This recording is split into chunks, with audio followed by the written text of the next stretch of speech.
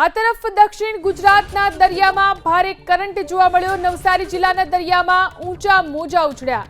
દરિયામાં ઊંચા મોજા ઉછળતા જોવા મળ્યા। કાંઠા વિસ્તારની અંદર ભયનો માહોલ।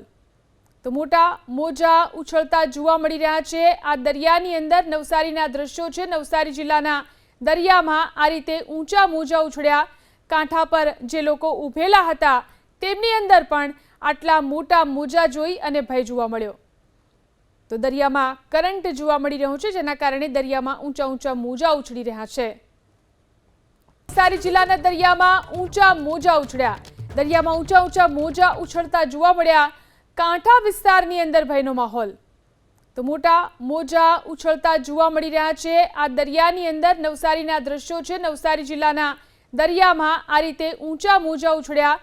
કાંઠા પર જે લોકો ઊભેલા હતા તેમની અંદર પણ આટલા મોટા મોજા જોઈ અને ભય જોવા મળ્યો। તો દરિયામાં કરંટ જોવા મળી રહ્યો છે, જેના કારણે દરિયામાં ઊંચા મોજા ઉછળી રહ્યા છે।